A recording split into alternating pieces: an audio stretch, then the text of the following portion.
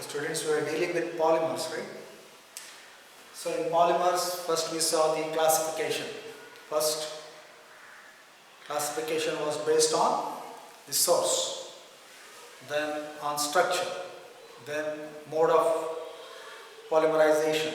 The fourth was depending upon the attractive force, that is intermolecular force that exists. So that was the various ways in which polymers were classified. Then we went to the the polymerization processes. One was addition polymerization, and in addition polymerization we saw first the polythenes. Right? In polythenes we saw LDP as well as HDP. The reaction is almost same, but some variation in temperature, pressure, and in case of HDP, one important catalyst, the Ziegler-Natta catalyst, was used. Right? But the monomeric unit was CH2-CH2. This was repeating n number of times. So this is the monomeric unit in polythenes. Then we saw Teflon. What was Teflon? Polytetrafluoroethane. So polytetrafluoroethane. Right?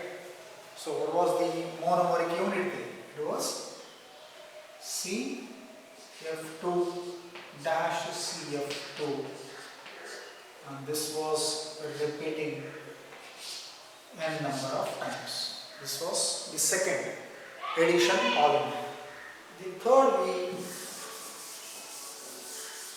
was acrylonitrile, right? So what was the unit there? It was CH2-CH-CN, and this was repeating n number of times. So these are all examples of addition polymers, and the process they undergo is called as addition polymerization. Similarly, we will go into the condensation polymerization.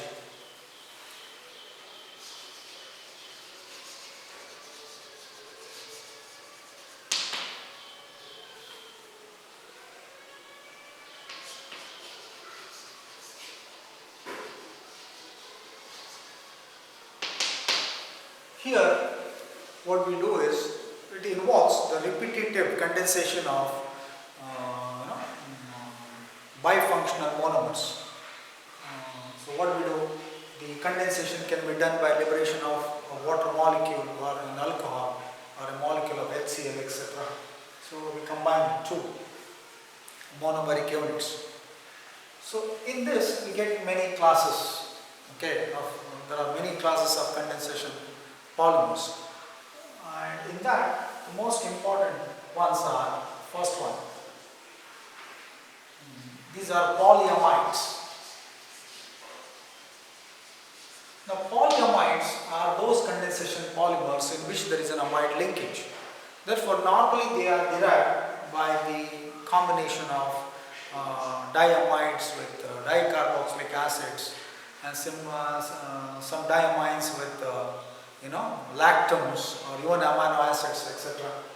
So in this polyamides, one of the most important condensation polymer is nylon 6,6. Nylon 6,6, which is used to make those buckets and bristles and sheets and all those things. Nylon sheets we get, bristles, brushes and all those things. So most of you have seen this nylon 6,6. Now nylon 6,6, to get this, what we do is, it's a condensation polymer of two two compounds. That is, we use a diamine with a dicarboxylic acid. So here we start with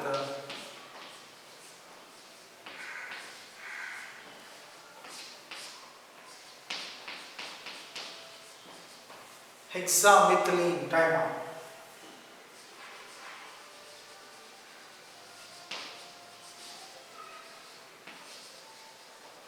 So it's a diamine and react with adipic acid, which is HSOOC-CH2 dicarboxylic acid, 4 times dash COOH. What happens here? Suppose if I write this as H dash H, okay? So condensation takes place like this. So remove that as water molecule. Now you require around 553 Kelvin temperature, high pressure. Okay, so what you get? See, from if you take this, remove H from here, remove H, OH from this. So we'll end up with NH dash CH2 6 times. Okay, dash NH. And what remains here? C double bonded O. So C double bonded O dash CH2 4 times. And here also this OH goes with another. So here you get, this is the monomer that you get, and when this repeats n number of times,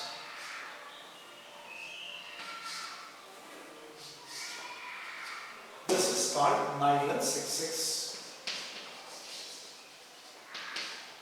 What is the monomeric unit? The monomeric unit is N-H dash CH2 6 times dash NH dash C double bond O dash CH2 4 times. Okay, dash C double bond O. This is the monomer which will repeat. Now to take this n number of times, this will give you nylon 6,6. Okay. So this is one of the polyamides important. The next one is nylon 6.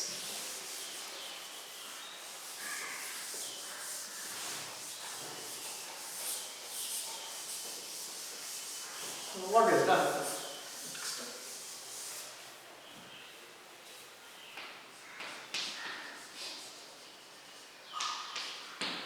Used for ropes and all, nylon 6. Now here we have dash H dash C double bond O dash CH2 dash CH2 dash CH2 dash CH2 dash CH2. So this is called caprolactam.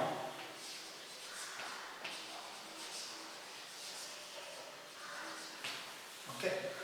This caprolactam, when it is heated around 533 Kelvin to 543 Kelvin under high pressure.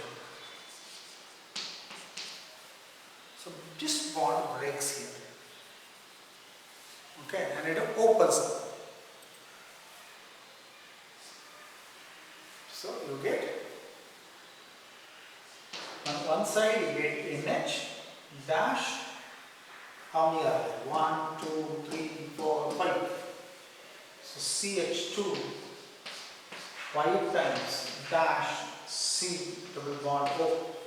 So this is the monomer, because the bond between this N and C will break up and it will open up. And when you take, this is the monomeric unit now. When this repeats n number of times,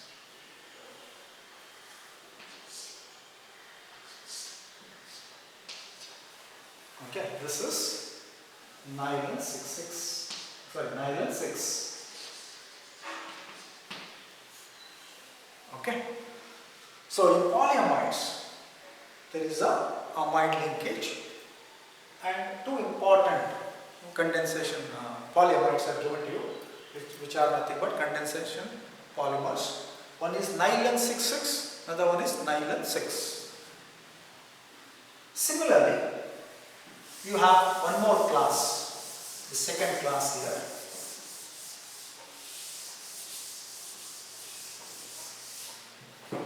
These are called polyesters.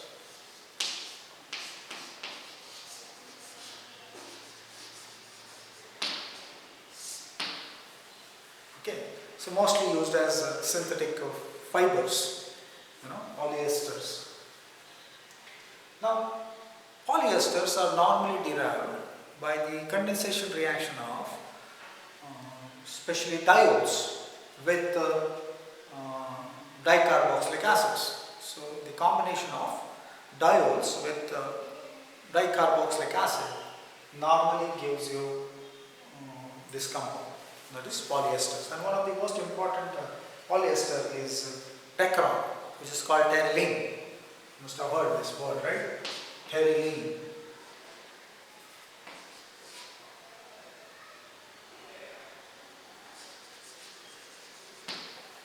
Okay. So this is also called as Pecron.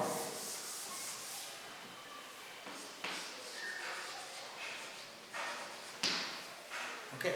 So let's see what is the reaction. So here you can take ethane 1,2-diol, which is ethylene glycol. So CH2 dash CH2 dash OH dash OH. So what is this? Ethane 1,2-diol. Is that it? So this you react with the dicarboxylic acid. So benzene 1,4-dicarboxylic acid, which is called as terephthalic acid. So HOOC dash, you can take the benzene ring, or you can write it as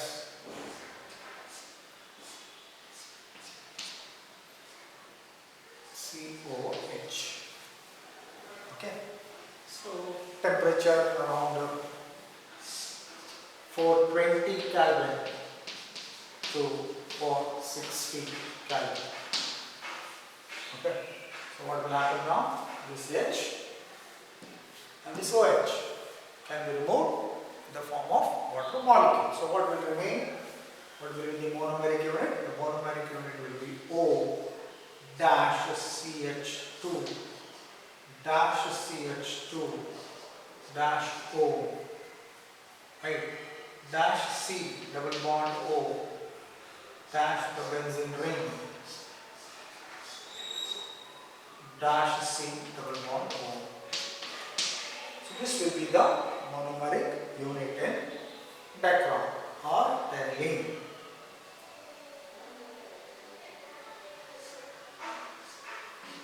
This has to be so terylene. This is an important fiber used in fibers.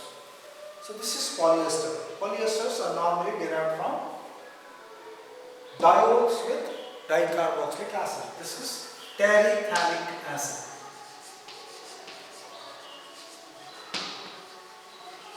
You can also write it as benzene 1,4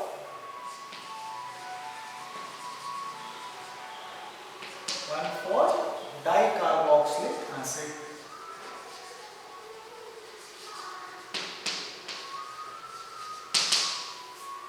This is how you get this class, polyesters. It's the reaction of diols with dicarboxylic acid, then diamides with dicarboxylic acids, or lactams. Okay. So this is polyester.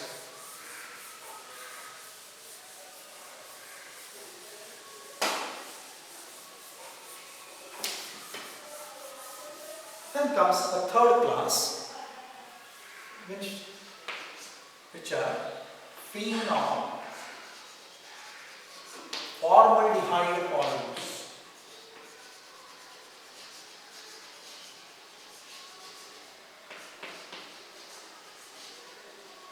These are one of the oldest ones as far as polymers is concerned. Normally derived by the reaction of phenols with formaldehyde. So what is done? Phenol and formaldehyde are made to react under little bit of acidic or basic conditions using an acid or base as catalyst. First to get derivatives of the derivatives can be ortho, para, that is hydroxymethyl phenol derivatives are got, and then they are made to react. These derivatives are then made to react with more phenol. Okay. So to show you, let us say we have phenol.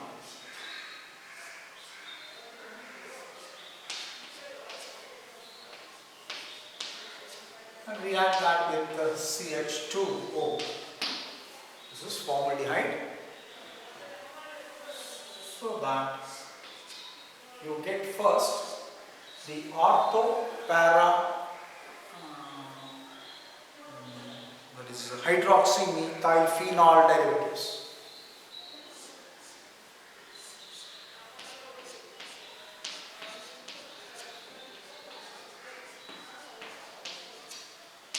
Plus you can get, this is either H plus or OH minus. Okay.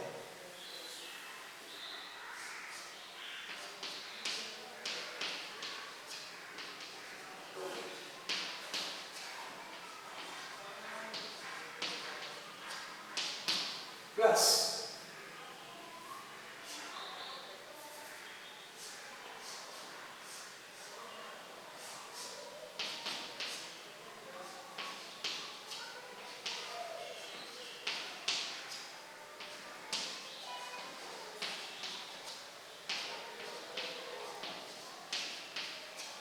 so formaldehyde and phenol are made to react using the acid or base to get the hydroxymethyl phenol derivatives, and then you can take any one of them.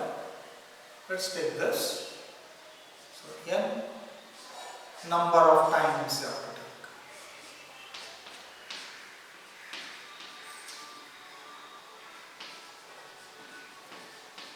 Okay, react that with more phenol. They will start linking.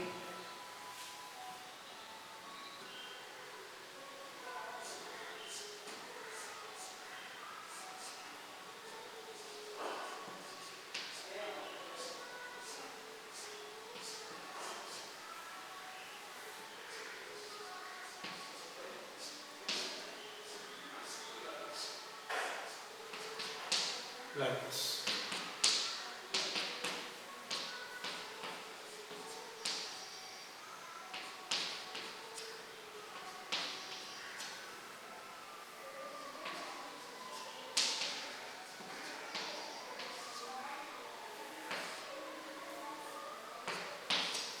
So this now is called Novolac. Novolac is a condensation polymer of phenol and formaldehyde. Now if this is reacted with more formaldehyde, suppose, then again it undergoes extensive cross-linking and you get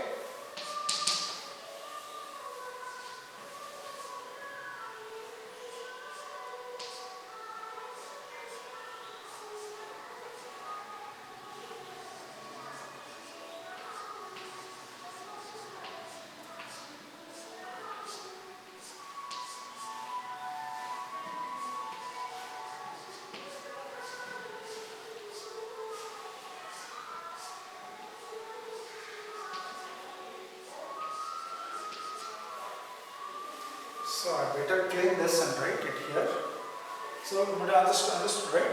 So first you get the hydroxy methyl phenol derivatives, then take any one of them n number of times, make them react with more phenol, and you get a polymer called as novolite.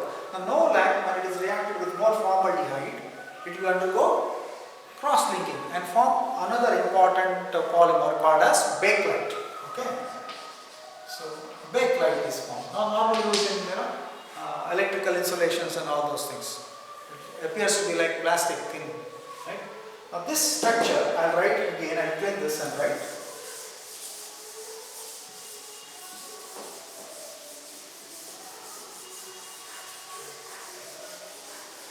So you have to treat novolite with more formaldehyde, okay, so that it undergoes extensive cross-linking. So now, if you see the bakelite structure,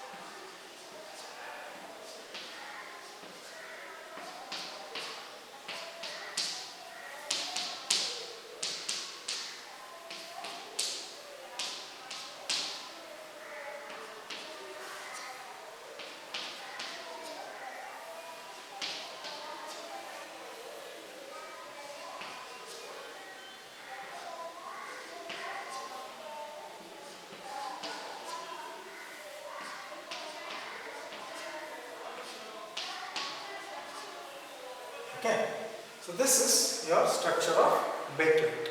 Okay, so when novolite, this one is made to undergo extensive branching, or novolite, you can say novolite undergoes extensive branching when treated with more formaldehyde to form bakelite.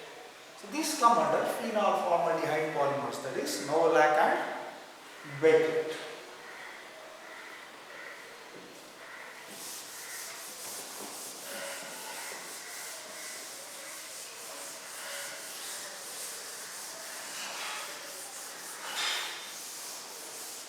Coming to the fourth condensation polymer is this melamine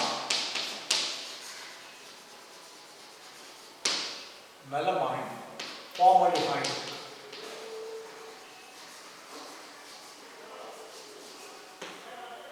polymer. So this is used for preparing the unbreakable crockery.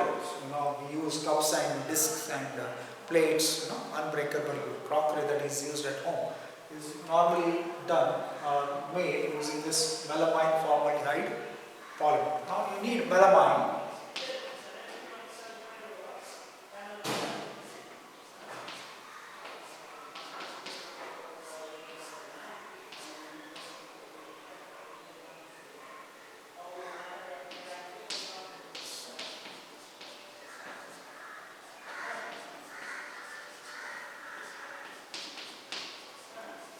Okay, so what you have to do? React this with formaldehyde.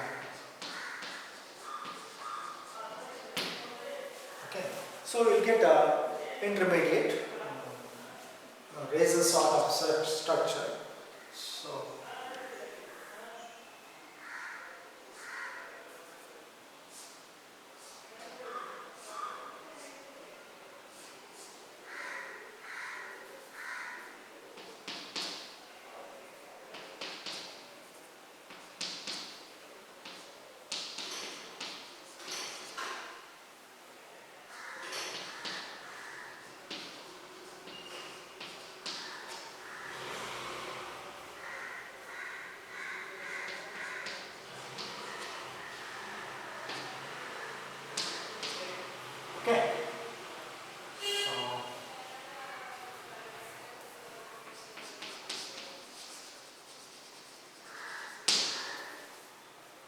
this is formaldehyde. This is an intermediate resin, okay.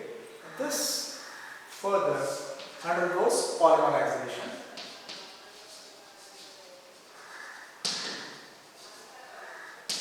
Okay, to get your melamine formaldehyde polymer.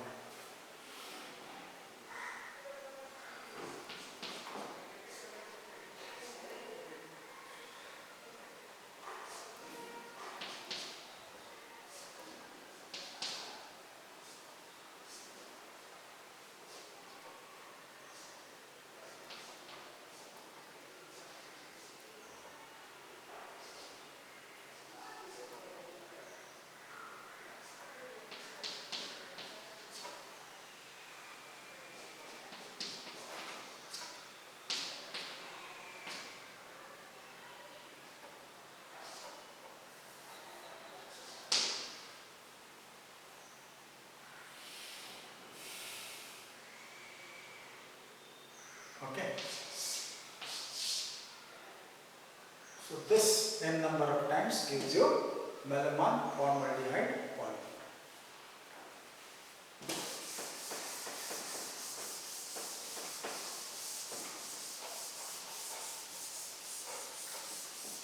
So how many you have seen now under this condensation polymerization? First one was polyamides,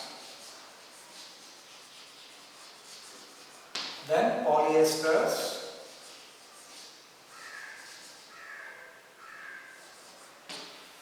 here we saw nylon 6,6 and nylon 6. Then in polyesters, terylene, which is also called as decron. Okay.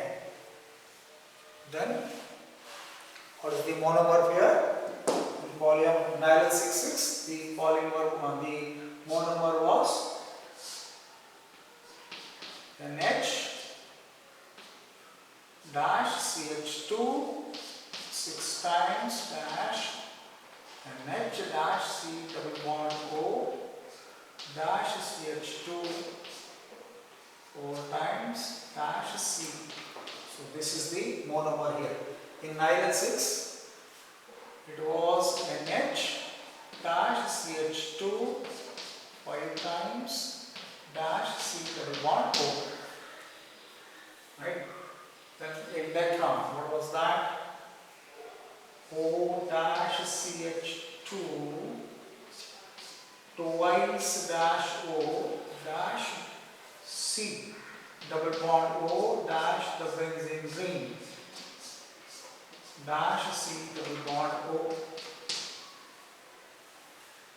Right? Then we had the phenol formaldehyde. Right? So in phenol formaldehyde, novolate and bakelite. And the last one, fourth one was melamine formaldehyde polymers. So in addition polymerization, you saw the polythenes, LDP, HDP, then Teflon you saw, then acrylonitrile. So here, so many. Okay, so better study.